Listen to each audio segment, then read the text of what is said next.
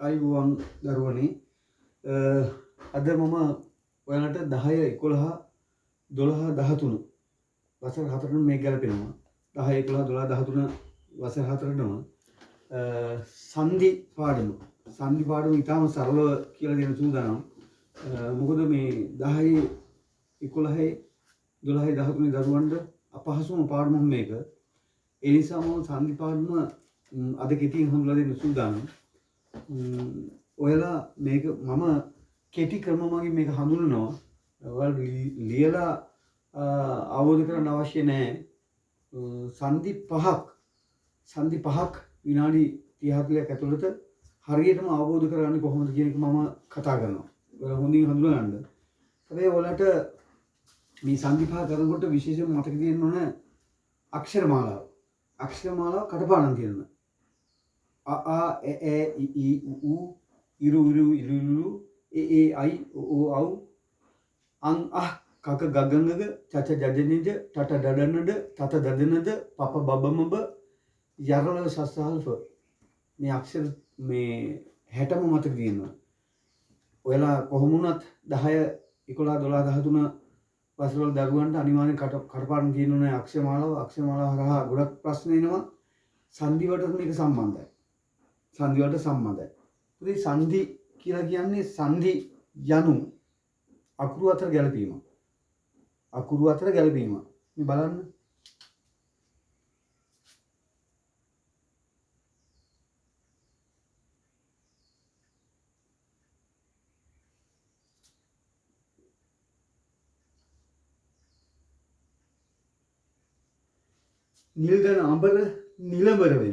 නිල්දන අඹර නිලබර වෙනවා. එතකොට විශේෂයෙන්ම සංදි වෙනකොට මේ නිලබර කියලා පදේ හැදෙනකොට විසන්ධිය වෙන්නේ මේ දෙක. නිල්දන අඹර. සංදි පදයක් කැරෙන්නේ කොටස් දෙකකට. ඒ කොටස් දෙකේ මෙන්න මේ පදේට අපි කියනවා පූර්ව පදේ.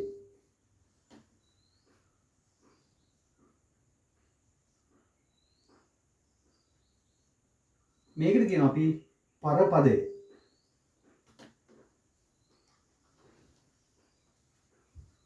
උත්තර පදේ කියන්නේ මම කෙටි ක්‍රම වලින් හඳුන්වලා දෙන්න ලැහැත්තිය. අපි මෙන්න මේ පදේට කියනවා පූර්ව පදය, මේ පදේට කියනවා අපි පරපදේ කියලා. මොකද සංදි වල නම් හැදලා තියෙන්නේ එහෙමයි. පූර්වස්ස ලෝප සංදිය, පරස්ස ලෝප සංදිය, පූර්ව රූප සංදිය, පර රූප සංදිය, පූර්ව පර කියන පද දෙකම පාවිච්චි කරලා තියෙනවා. ඒ නිසා මේ පදේ මතක තියාගන්න පූර්ව පදේ මේ පදේ පරපදේ සංදි සිද්ධ වෙන්නේ හැම වෙලේම පූර්ව පදේ අග අකුරත් පරපදේ මුල අකුරත් අතර විතරයි. මෙතන තමයි සංදි සිද්ධ වෙන්නේ. පූර්ව පදේ අග අකුරත් පරපදේ මුල අකුරත් අතර තමයි සංදි සිද්ධ වෙන්නේ. මේක හොද්දට කටපාඩමින් කියන්න පුළුවන්. පූර්ව පදේ අග අකුරත් පරපදේ මුල අකුරත් අතර සංදි සිදුවේ. පූර්ව පදේ අග අකුරත් පරපදේ මුල අකුරත් අතර සංදි සිදුවේ. වේගෙන් කියන්න පුළුවන්. මොකද සංදි කාර්යයේදී ඔය අවබෝධය ඉතාම අවශ්‍යයි.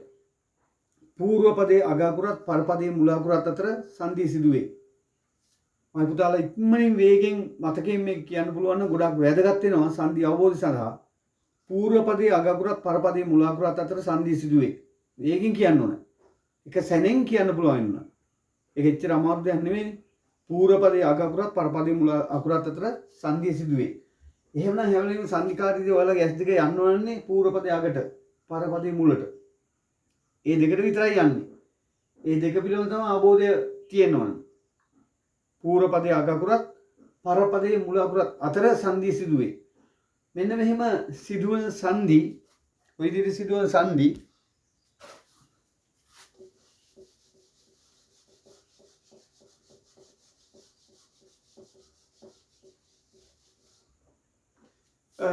ලෝප ආදේශ ආගම ලොප් කිරීම කියන්නේ ඉවත් කිරීම ආදේශ වෙනවා එකතු වෙනවා ආගම වෙනවා කියන්නේ අමුතුවෙන්ම අකුරක් විසන්ධිය මැදට එනවා. නොහොම ක්‍රම තුනකට සිදු වෙනවා. මම ව්‍යාකූල කරන්න බලාපොරොත්තු නැහැ පාඩම. ඒ නිසා සංදි වර්ග ප්‍රධාන සංදි සිදුවන ක්‍රම මම මෙතන කතා කරන්නේ. ඔයාලට අවශ්‍ය වෙන සංදි 10 සංදි 5ක් අද දවසේ විනාඩි 30ක් 40ක් ඇතුළත අවබෝධ කරලා දෙන්න සූදානම්. ඒකෙදිත් ලිඛිත අභ්‍යාස නෙමෙයි යන්නේ කටපාඩම් කරගෙන මතකේ තියාන අවබෝධ කරගන්න එකක්. ඒ නිසා ඔයාලා මේ සංදි ප්‍රථම 5 අද දවසේ අවබෝධ කරගන්න බලන්න. ඊළඟ දවසට මම ආයි නැවත ඉතිරි සංදි කරනවා. මේ පුතේ ස්වර සංදිය. ස්වර සංදිය කියලා කියන්නේ අනිවාර්යයෙන්ම පූර්ව පදයේ අගට හල් ලකුරක් ඒ වගේම පරපදයේ මුලට ස්වරයක් තිබිලා ඒ දෙක එකතු වෙලා හැදෙන සංදිය. අනිවාර්යයෙන්ම පූර්ව පදයේ අගට හල් ලකුරක් පරපදයේ මුලට ස්වරයක් තියෙන්න ඕනේ. එහෙම තිබිලා ඒ දෙක එකතු වෙලා තමයි සංදිය හැදෙන්නේ. ඔයාලා ස්වර සංදිය මොකක්ද කියලා අහුවොත් එහෙම අවබෝධය තියෙන්න ඕනේ. පූර්ව පදයේ අගට හල් ලකුරක් පරපදයේ මුලට ස්වරයක් තිබිලා ඒ දෙක එකතු වෙලා හැදෙන සංදිය. මේ බලන්න මේ සංදි දිහායි අතින් දන ඇද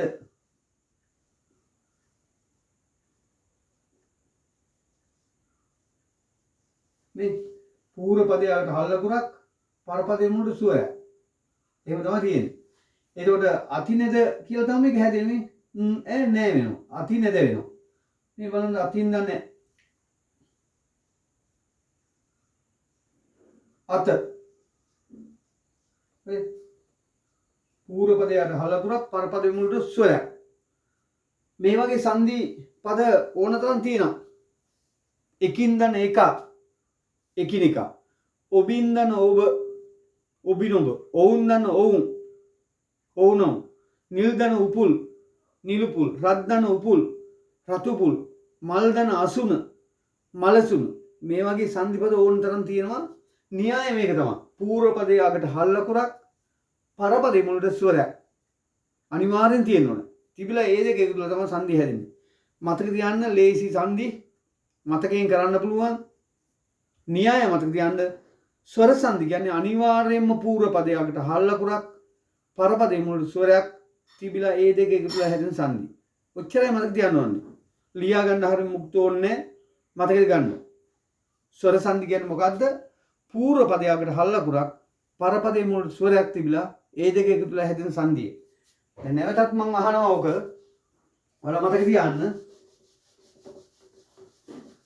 ඒකට එක සංදියක් අපි නිමා කරනවා. ස්වර සංදි.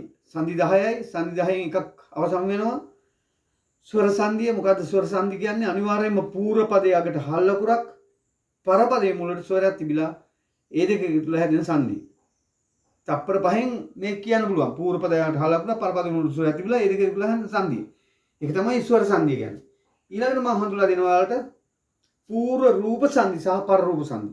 පූර්ව රූප සංදි සහ පරරූප සංදි දෙකම එකට හඳුලා දෙන්නේ. පූර්ව රූප සංදි සහ පරරූප සංදි හරිය ලේසි හොයාගන්න. එක නිමේෂයකින් එක තප්පරකින් හොයන්න පුළුවන්. S2 කින් බලපු ගාම්ම හොයාගන්න පුළුවන් පූර්ව රූප සංදි හෝ පරරූප සංදි කියන සංදි දෙකට අයිති පද.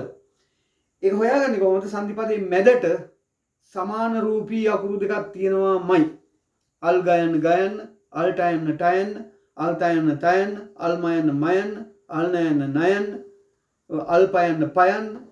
ඒ වගේ සමාන රූපී අකුරු දෙකක් තියෙනවාමයි.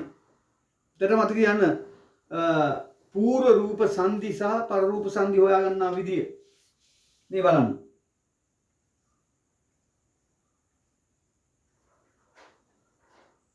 අග්ගලා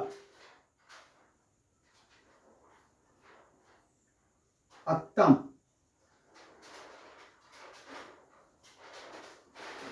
ගෙත්තම්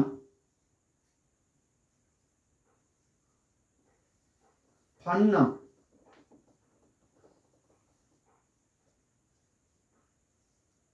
කොග්ගල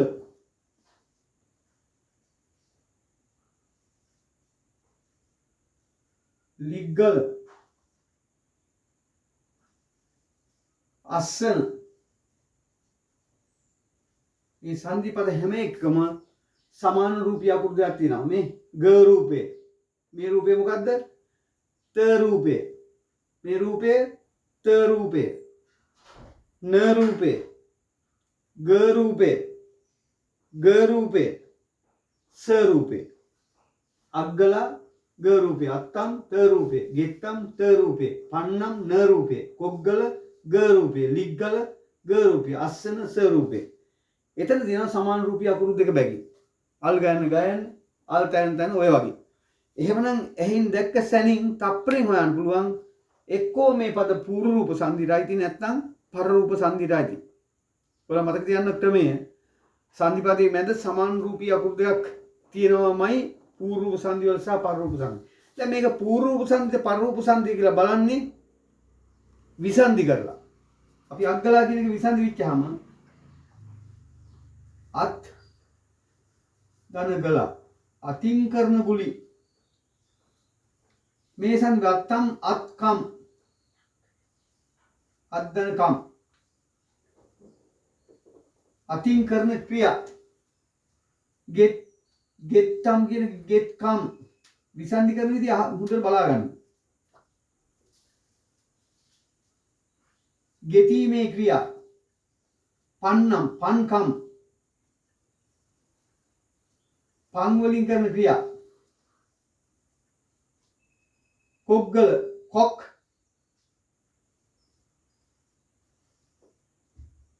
ගල කොක්කු ඉන්න ගල ලිග්ගල ලිප්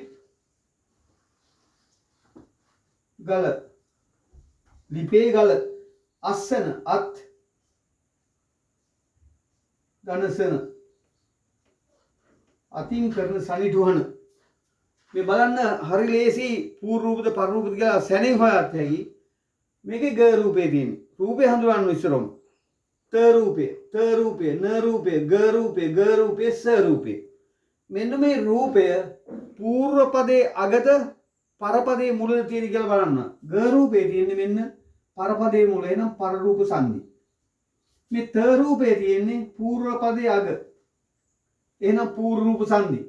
මේ ත රූපේ තියෙන්නේ පූර්ව පදයේ අග පූර්ව රූප සංදි. න රූපේ තියෙන්නේ පූර්ව පදයේ අග පූර්ව රූප සංදි. ග රූපේ තියෙන්නේ පර පදයේ මුල පර රූප සංදි. ග රූපේ තියෙන්නේ පර පදයේ මුල පර රූප සංදි. ස රූපේ තියෙන්නේ පර පදයේ මුල පර රූප සංදි. කොච්චර ලේසිද බලන්න. සැනෙන් හොයාගන්න පුළුවන්. පූර්ව රූප සහ පර රූප සංදි වලට අයිති පදවල මැද සමාන රූපී අකුරු දෙකක් තියෙනවාමයි. එහෙන් දැක්ක සැනින් වල හොයාගන්න ඕනේ.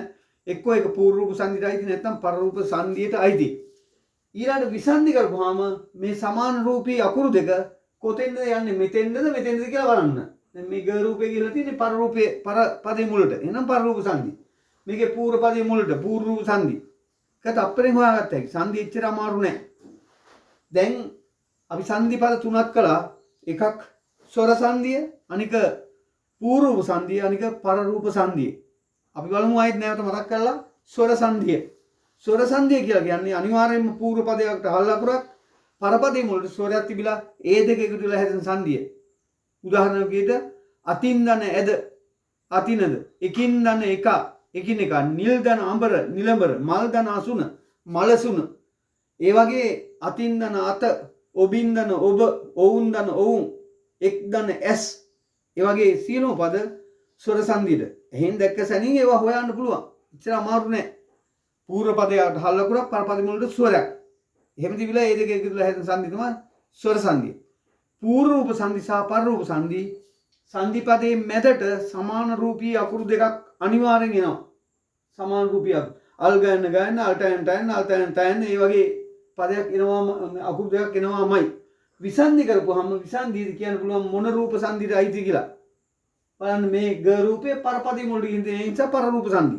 මේ පදයට රූපය આવොත් පූර්ව රූප සංදි, මේ පදයට આવොත් පර රූප සංදි. දැන් මේකේ ගිහින් තියෙන්නේ පර පදයේ මුලට පර රූප සංදි. පූර්ව පදයේ මුලට පූර්ව රූප සංදි. පූර්ව පදයේ මුලට පූර්ව රූප සංදි. ඒ නිසා මතක තියාගන්න දැන් සංදි පද තුනක් මයි දරුවන් පුළුවන් වෙනවා අවබෝධය තියෙනවා. ස්වර සංදි සහ පූර්ව රූප සංදි සහ පර රූප සංදි. ස්වර සංදි, පූර්ව රූප සංදි සහ පර රූප සංදි.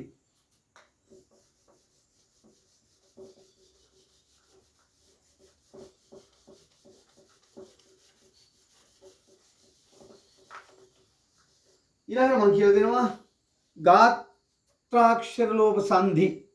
ගාත්‍රාක්ෂර ලෝප සංදි. ගාත්‍රාක්ෂර ලෝප සංදියත් දැක්ක සැනින් එක මොහොතෙන් තප්පරෙන් හඳුනන්න පුළුවන්. ඒ න්‍යාය විතරයි මතක තියාගන්න ඕනේ. ගාත්‍රාක්ෂර ලෝප සංදිය දැක්ක සැනින් ඇහැට දැක්ක සැනින් තප්පරෙන් අඳුර ගන්න පුළුවන්. සංදි පදයේ මැදට න්‍යාය මේකයි. සංදි පදයේ මැදට බිඳුවක් හරි අල් මයන්නක් හරි තියෙන්න. දැන් අපි අකිපොත් වල අල් නයන්නත් දාලා තිනවා. බිඳුව අල් මයන්න අල් නයන්න කියලා. අල් නයන්න ගොඩක් පද වලට එදිනවා අඩුයි. ඒ නිසා බිඳුව හෝ අල් මයන්න තියෙන පද සංදි පදයේ මැදට ගාත්‍රාස්තර ලෝප සංදිය. ඉතින් බලන්න. ගම්තෙර මේ බිඳුවක් තියෙනවා. අම්පාර මේ අල්මයන් තියෙනවා. ලිං පඩිය ඔය බිඳුවක් තියෙනවා. කොළොම් තොට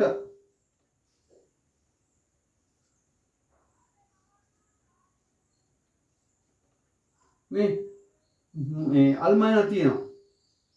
අංකෙලිය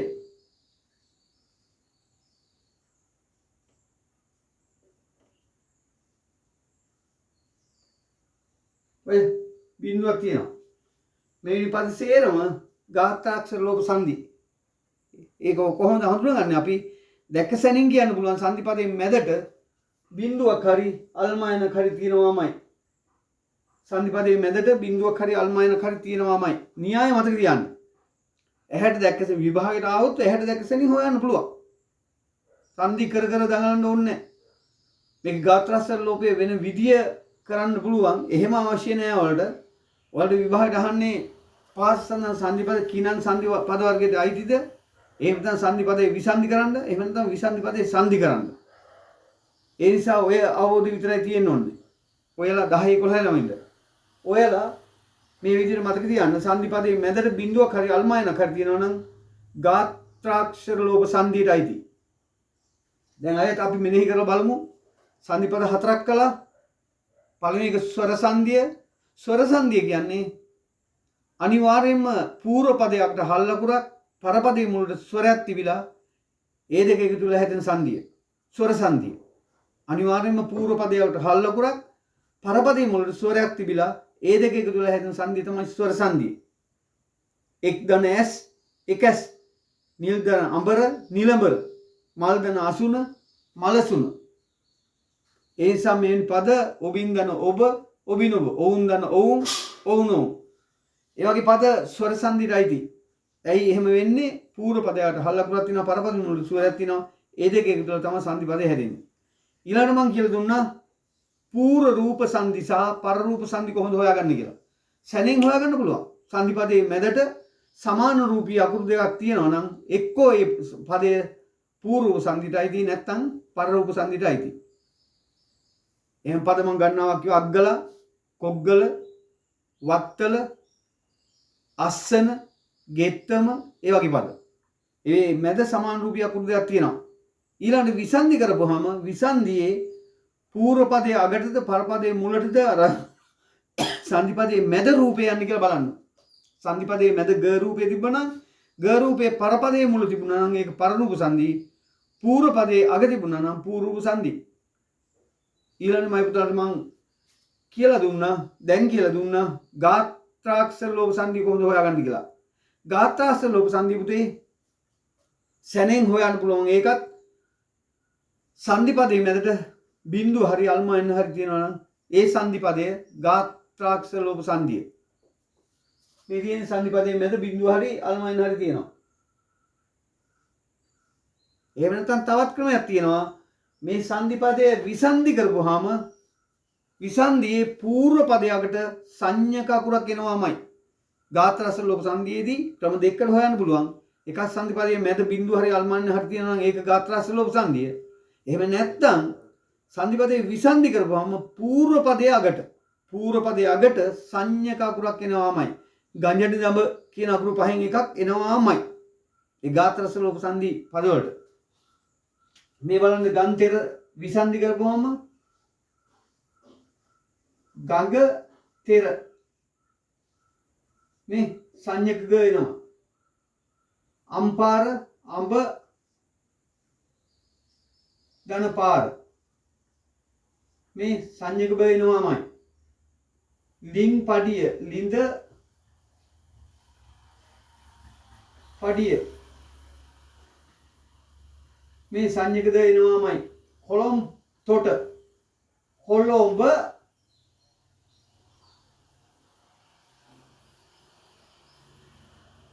තොට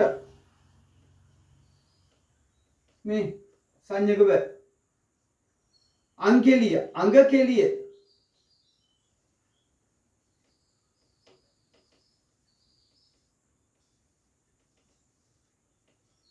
මේ සංඥක වෙනවා.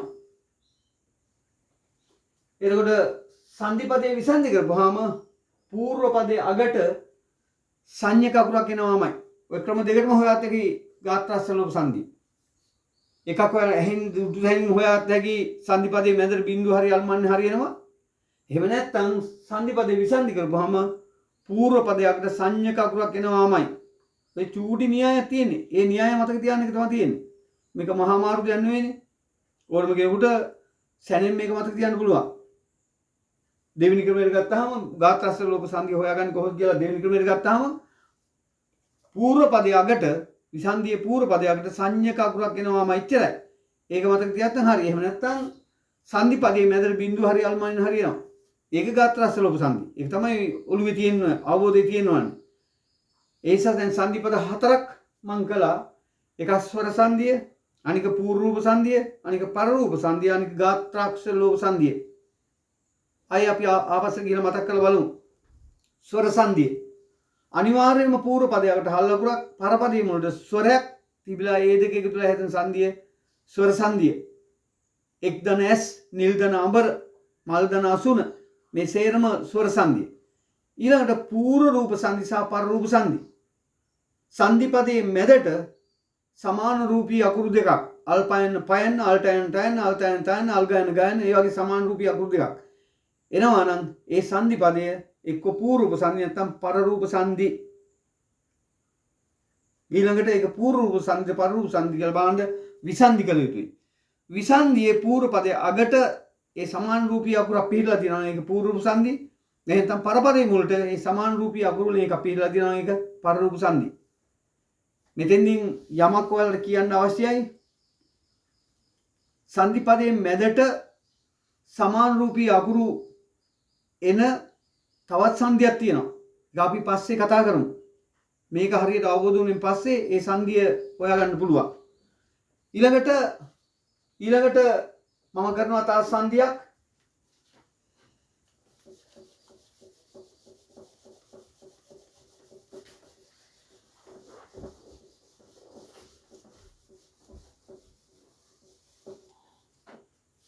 පූරස්ස ලෝප සංදිය. පූරස්ස ලෝප සංදිය සහ පරස්ස ලෝප සංදිය. දර හොයා අහගන්න මම කරන සංදි වර්ගය කියන්නම්. පූරස්ස ලෝප සංදිය සහ පරස්ස ලෝප සංදිය. ඒ පූරස්ස ලෝප සංදිය කිව්වහම පූර්ව පදයට තමයි නෑදෑකම යන්නේ. පරස්ස ලෝප සංදිය කිව්වම පර පදයට තමයි නෑදෑකම යන්නේ. අපි පූරස්ස ලෝප සංදිය කියලා කිව්වොත් පූර්ව පදයේ අග තමයි බලන්න ඕනේ. පරස්ස ලෝප සංදි කිව්වොත් පර පදයේ මුල තමයි බලන්න ඕනේ. උදේට මතක තියාගන්න පූර්ව පර කියන වචන දෙක සම්බන්ධ වෙච්චාම පූරස්සර ලෝප සංදි කිව්වොත් පූර්ව පදයේ අග බලන්න ඕනේ. පරස්ස ලෝප සංදි කිව්වොත් පර පදයේ මුල බලන්න ඕනේ. අනිවාර්යෙන් පර පදයේ මුල බලන්න. පූර්ව පදයේ අග. ඒ කියන්නේ න්‍යාය. ඒක මම මුලදීනුත් කිව්වනේ. පූර්ව පදේ නම් අග, පර පදේ නම් මුල. සංදි අනිවාර්යෙන් සිද්ධ වෙන්නේ ওই තැන් දෙකේ. දැන් මම උගන්වන ඔයාලට පරස්ස ලෝප සංදි. ඒ කියපු සැනින් ඔයාලගේ ඇස් දෙක යන්න ඕනේ පර පදයේ මුලට. පර පදයේ මුලට. පරස්වර ලෝප සංදිය. පර පදයේ මුල තියෙන ස්වරය ලොප් කරලා හැදෙන සංදිය කියලා තමයි අර්ථය එන්නේ. පරස්වර ලෝප සංදිය. පර පදයේ මුල ස්වරය ලොප් කරලා හැදෙන සංදිය. ලොප් කරනවා කියන්නේ කපනවා. මකනවා ඉවත් කරනවා. පරස්වර ලෝප සංදිය. මේ බලන්න. තාම ලේසි.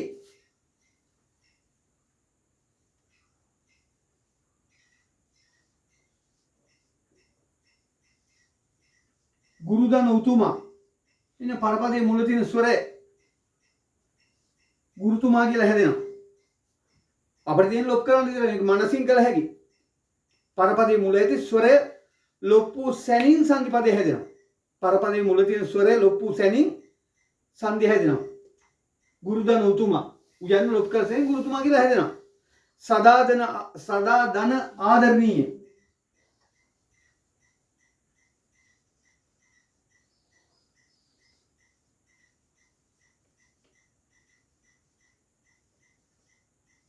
මේ සදාදරණීය කියලා හැදෙනවා.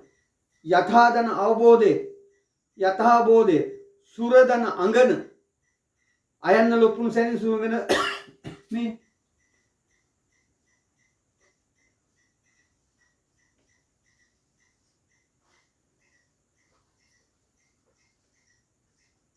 සුරංගන කියලා හැදෙනවා. හරිම ලේසි සංදිය. විසන්දියේ පරපදයේ මුල තියෙන ස්වරය ලොප්පු සැනින් මේ සංදි හැදෙනවා. මේ වගේ සංදි පද හරියට බැරිලත් මේ දැන් මෙහෙම නැති පද තියෙනවා. දැන් ස්වර පරස්ස ලෝප සංදිට අයිති නැති එහෙත් පරපදයේ මුල ස්වරය තියෙන සංදි තියෙනවා. දැන් බලන්න යන දන එන කියන එක ඒක පරස්ස ලෝප සංදිට අයිති නැහැ. යන දන එන මේ යන්න ලොප්පිච්චම යනන කියලා හැදෙන්නේ. යනෙන කියලා හැදෙන්න ඕනේ. එහෙනම් මේක පරස්ස ලෝපයට අයිති නැහැ. ලොප්පිච්චාම වචනේ හැදෙනවා නම් තමයි පරස්ස ලෝප සංදි කියලා අපි පිළිගන්නේ. ලොප්පිච්චාම වචනේ හැදෙන්නේ නැත්නම් ඒක පරස්ස ලෝපයට අයිති නැහැ, වෙනස් සංදියට අයිති. දැන් මේවේ හැදෙනවා ගුරුදන උතුමා උයන් ලොප්පුම් සැනින් හැදෙනවා. සදාදන ආදරණීය ආයන්න ලොප්පු සැනින් හැදෙනවා. සුරදන අංගන අයන්න ලොප්පු සැනින් හැදෙනවා. ඒ නිසා පරස්ස ලෝප සංදිය යනු පරපදයේ මුල ඇති ස්වරය ලොප්පු සැනින් හැදෙන සංදිය. දැන් සංදි පහ හරි. සංදි පහ කරලා ඉවරයි. ආයෙත් අපි මෙනෙහි කරගමු. සංදි පහ මතකයෙන් ශ්‍රව මංගලේ ස්වර සංදිය අනිවාර්යෙන් පූර්ව පදයට හල්ලකුරක් පරපදයේ මුලට ස්වරයක් තිබිලා ඒ දෙක එකතු වෙලා හැදෙන සංදිය. මල් දන අසුන මලසුන. දැන් අතින් දන ඇද අතිනද ඒවා ස්වර සංදි. ඊළඟ පූර්ව රූප සංදි සහ පර රූප සංදි. සංදි පදයේ මැදට සමාන රූපී අකුරු දෙකක් තියෙනවාමයි. සමාන රූපී අකුරු දෙකක් තියෙනවාමයි. සංදි පදයේ මැදට අල් ගයන අල්ට ඇන්ටන් ඒ වගේ. අග්ගල, කොග්ගල, ලිග්ගල, වප්පිහිය ඔය වගේ.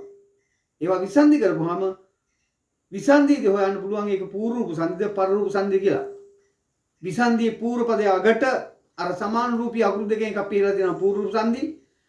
විසන්දියේ පරපදයේ මුලට අර සමාන රූපී අකුරු දෙකෙන් එකක් පිරලා තියෙනවා නම් ඒක පර රූප සංදි. ඒක සංදි පද තුනයි. ඉන්පස්සේ ගාත්‍රාක්ෂර ලෝප සංදිය. සංදි පදයේ මැදට බිංදුව හරි අල්මායන හරි තියෙනවා නම් ඒක ගාත්‍රාක්ෂර ලෝප සංදිය. එහෙම නැත්නම් විසන්දියේ පූර්ව පදයේ අගට සංඥක අකුරක් තියෙනවා නම් ඒක අනිවාර්යෙන් ගාත්‍රාක්ෂර ලෝප සංදි.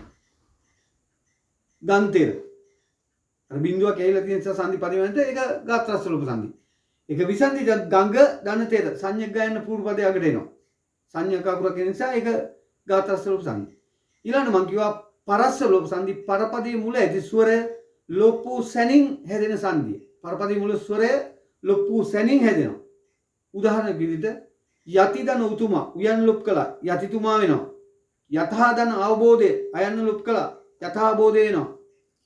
ඒ වගේ සූරදන අංගන අයන්න ලොප් කළා සූරංගන වෙනවා. ඒ වගේ සංදි පරස්ස ලෝප සංදි. එහෙනම් පුතේ අද දවසේ මම සංදි පද පහක් කළා. ඔයාලට කෙටියෙන් මතක තියන්න විදිහට කළේ සටහන් නැතුව මතක තියන්න විදිහට. ඒ නිසා ඔය සංදි කෙටියෙන් මතක තියන්න කෙටි ක්‍රම එයා මතක තියන්න සංදි අවබෝධ කරගන්න. අයි නැවත දවසක අපි ඉතිරි සංදි වලින් හමු වෙමු. එතෙක් ඔබට ආයුබෝවන්.